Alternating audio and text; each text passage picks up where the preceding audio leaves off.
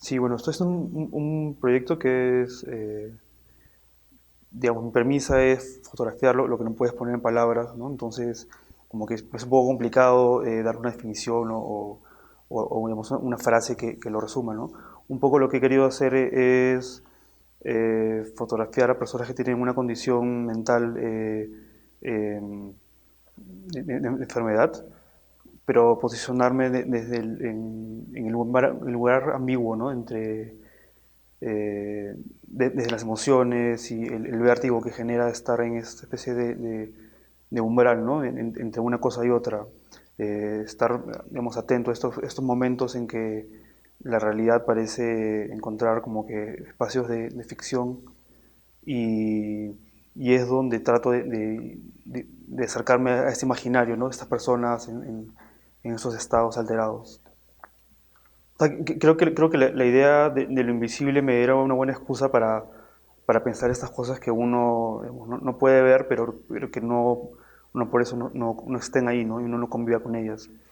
Y creo que lo invisible en esta, digamos, en relación a la estética de las imágenes es estar, digamos, pendiente de la oscuridad y encontrar esos momentos de luz, ¿no? Que pareciera que la situación la emana por sí misma, ¿no? O estos personajes este, revelaran su estado a través de la luz, ¿no? Entonces por eso hay imágenes que, que son muy oscuras, ¿no?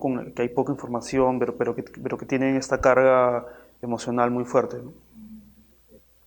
Yo creo que es un lenguaje todavía en formación, ¿no? Pero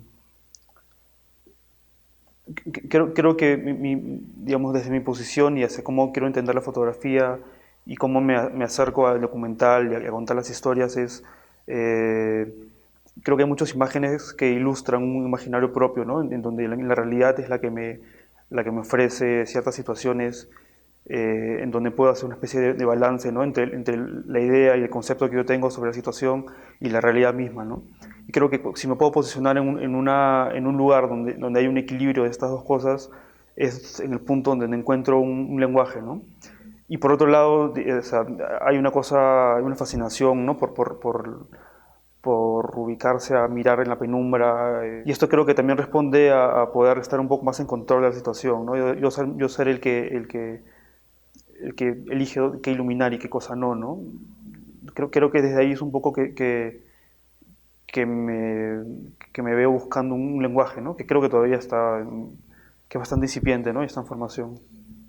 Sí, creo que siendo latinoamericanos como que hay un poco más de familiaridad y ya estábamos en sintonía de qué andaba haciendo uno y el otro, ¿no? Por un lado, el poder generar como que redes, ¿no? Entre colaboraciones entre amigos, esta cosa que hay con los colectivos.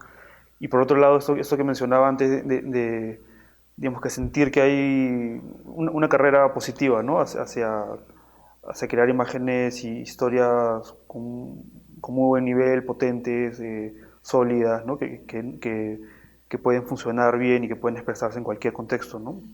Creo que eso es, o sea, sumamente motivante. Digamos, uno asume que hay ciertas historias y ciertas temáticas que comprenden al ámbito latinoamericano y que hay una mirada en común, ¿no? Pero creo que todos hemos venido como que bastante despercudidos de estos conceptos y de esta, de esta idea preconcebida sobre lo latinoamericano, ¿no? Y la fotografía latinoamericana.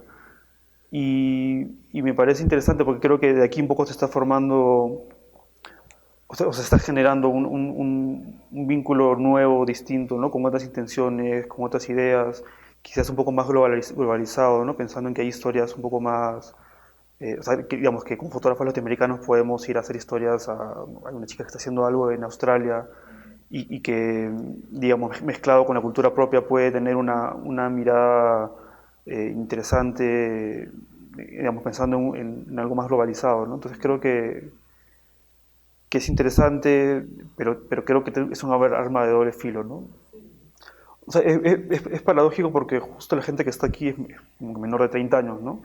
Entonces, creo que ha crecido un poco más en el mundo del Internet, donde puede acceder a referencias de cualquier lugar del mundo con mucha rapidez, ¿no? Entonces, no tiene esta especie no sé si llamarlo como una valla, ¿no? Pero como que una tradición que puede ser relativamente aprisionante, ¿no? Y sí, yo creo que un poco la idea de pensar la fotografía desde donde viene el autor creo que se puede poner un poco en cuestión, ¿no?